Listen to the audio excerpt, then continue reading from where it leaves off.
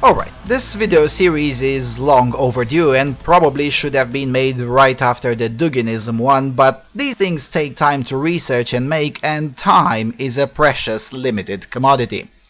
Anyway, so while it is not true that Putin hacked the US elections or that the Kremlin is at fault for Brexit or whatever conspiracy baloney is fashionable today amongst the extreme left, that doesn't mean that Putin is the good guy, nor does it mean that Russia is a great place. It could be, and it certainly was before the Bolsheviks took over, but it is not implicitly true that it is now, just because the dying left-wing establishment in the West is absolutely mental. The left going nuts, spewing complete lunacy about Russia does not justify false and/or misleading stances about Russia, like Paul Joseph Watson recently did. So in the following minutes, we will take a look at the facts rather than what RT or Sputnik says in English about Russia. So without further ado, let us begin. Chapter 1: Islam. Way too many social conservatives in Europe and beyond seem to genuinely believe that Putin is tough on Islam, that Putin doesn't bow to radical Islam, or that Russia in general isn't a place where Islam has any significant presence. That's all fine and dandy, except none of that is true. First of all, we should absolutely mention the Sharia-controlled Chechenskaya Oblast, or as they're now called, the Chechen Republic, with Grozny as its capital city. Well, it's still called Grozny, though there have been many attempts to rename it as Ahmad Kala, after Ahmad Kadyrov, the notorious Chechen Wahhabi Sufist cleric and first president of the Chechen Republic. Sufism is the most batshit crazy version of Islam one can imagine. The head of ISIS is a Sufist. Most of the clergymen in Saudi Arabia are Sufist, and generally, almost without exception, those who commit the most atrocious Islamic crimes tend to be Sufists. And when they're not Sufists, they're either Wahhabi or Deobandi, which are basically versions of Sufism that differ in the degree of absolute power allowed to the dictator. Anyway, Grozny used to be 60% Russian and 75 to 80% Christian way into the 1990s. The whole province was around 25% Russian and roughly 50% Christian. But then the Chechen Wars happened, with the Islamists ethnically cleansing all non-Chechens during the First and the Second Chechen War in mid-1990s. For instance, the province used to have a significant Armenian population. Now there are maybe 10 Armenian families? Maybe. They definitely have no church anymore, the Soviets took care of that, and the post-Second Chechen War Islamist authorities made sure none is being built again. In any event, the Chechen conflict was settled by Putin.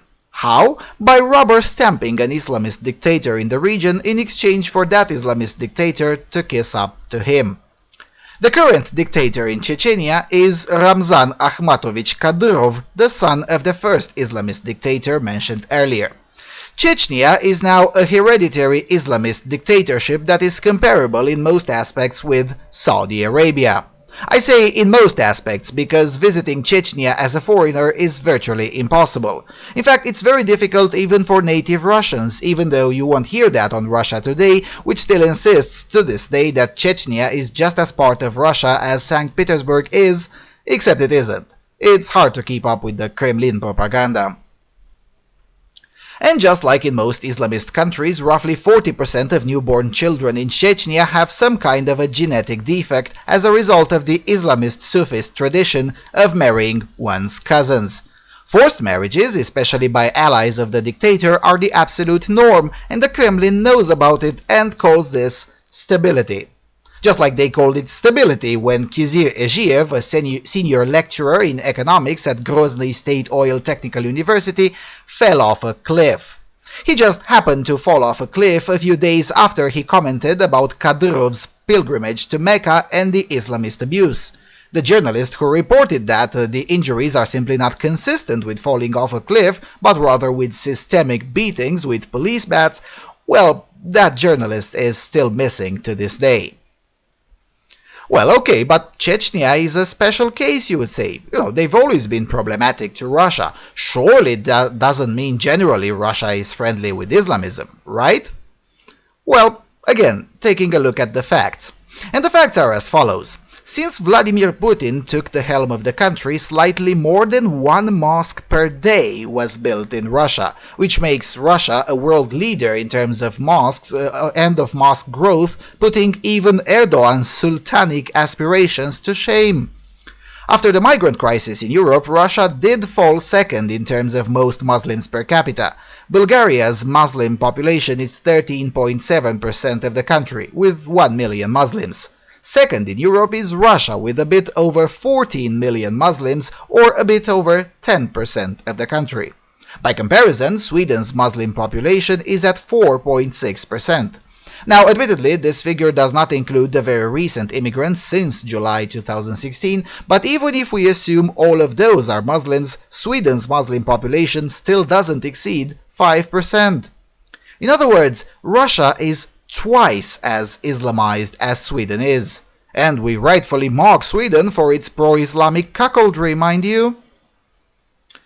Alright, but just because there are far more Muslims in Russia than anywhere else in Europe, just because Putin openly tolerates an Islamist dictatorship in Chechnya, and just because there are more mosques per capita in Russia than everywhere else in Europe, and is rather competing with Arab nations on this topic, that still doesn't mean Putin is necessarily a fan of Islamism, of building mosques, or is tolerating shenanigans from Muslims, right? Well, not really. Here's Vladimir Putin next to the Islamist Hamas dictator Mahmoud Abbas and neo-Ottomanist Turkish dictator Recep Tayyip Erdogan at the ceremony marking the opening of the Moscow Grand Mosque. Президент Государства Палестины Махмуд Аббас, Президент Республики Турция Раджаб Таyyip Эрдоган, Президент Российской Федерации Владимир Владимирович Путин.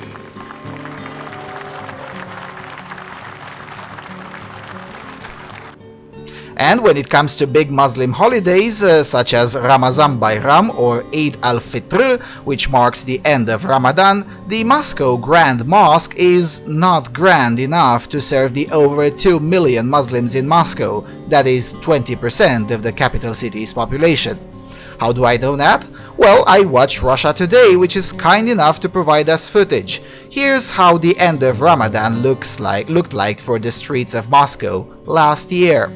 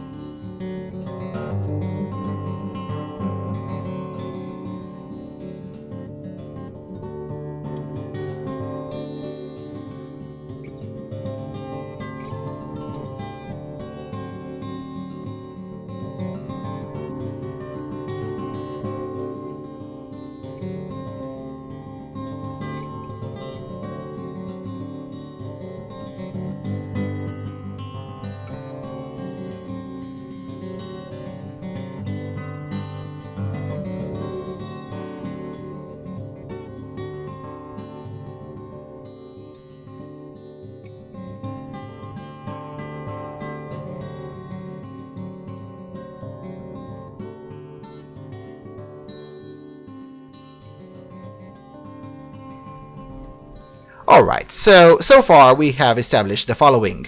That more mosques have been built under Putin than the previous 200 years of Russian history. That there are not just Islamic no-go zones, but Islamic no-go countries within Russia. That there are more Muslims per capita in Russia than everywhere else in Europe except Bulgaria. That there are more Muslims in total in Russia than everywhere else in Europe. And that Islamic radicalism is not just tolerated but actively upheld by the Kremlin establishment, not just abroad but also within Russia's borders. Okay, but this doesn't mean that Putin himself holds Islam in high regard. And besides, he did bomb the hell out of ISIS, right? Right? Well, no. First of all, the overwhelming majority of Russian airstrikes in Syria targeted areas that are not, and many have never been, under the control of ISIS. Here's a map. With gray, it's ISIS territory. With pink, it's Assad territory. Darker pink is Hezbollah territory, and yellow is the rebel territory. All of these are hostile to ISIS. Putin's airstrikes hit the following in 2015. Talbiseh, Homs, Hama, and Idlib. Notice something? The common thread of these is that none of these are ISIS territory, and Homs and Hama never have been. Another common thread is that these are areas where anti-Assad forces are rather strong. Again, it is no secret that Bashar al-Assad is a Moscow ally, and let's not pretend that Putin defending his ally has had anything whatsoever to do with counter-terrorism or with fighting ISIS. Now, that doesn't mean Russian airstrikes never hit ISIS. They did, roughly 10% of the time, but it does mean that ISIS was never a particular concern for Putin. Even ISIS themselves, in their own magazine where they detail their plans and promote their worldview, the magazine is called Dabik, by the way, they also said the same thing, namely that Russian airstrikes had minimal impacts on them and their own positions. Links to all of these, of course, in the low bar. So yeah, the idea that Putin carpet-bombed ISIS or bombed the hell out of them or whatever propaganda syntagm is fashionable this week simply has no cover in reality. But still, that doesn't mean Putin likes Islam, right? Well, other than showing himself next to every Islamic dictator imaginable and inviting them to Moscow to speak at ceremonies as new mosques are being built and opened, Putin also seems to think that there is more in common between Orthodox Christianity and Islam than between Orthodox Christianity and Roman Catholicism. No, seriously, that's what he said. Here's the full quote in context. Quote, Russia originally evolved as a multinationality and multi-confessional state. You know, Orthodox Christianity, and some theorists agree with this, is much closer to Islam than to Roman Catholicism, close quote. Needless to say, such stance is theologically unsound, and that is me trying to refrain from saying that it's an absolutely retarded stance. But nevertheless, this is Vladimir Putin's stance on Islam as it concerns Christianity. The idea that this is a crusade leader that defends Christian values should be an example for the rest of Europe simply has no backing in reality. Quite the opposite. By comparison, Sweden is preferable, and mind you, I remind you again, we mock Sweden constantly. Anyway, in the next episodes we will look at demographics, standard of living in Russia, and the degree of degeneracy with a view to invite Western conservatives to think again before declaring Russia as a preferable alternative to the admittedly flawed liberal systems in most of Europe. If you think Russia is less degenerate, please do stick around for the next parts of this series. You're in for quite a few surprises. But until then, thank you for watching, thank you for your continuous and generous support, and I'll see you around on Freedom Alternative.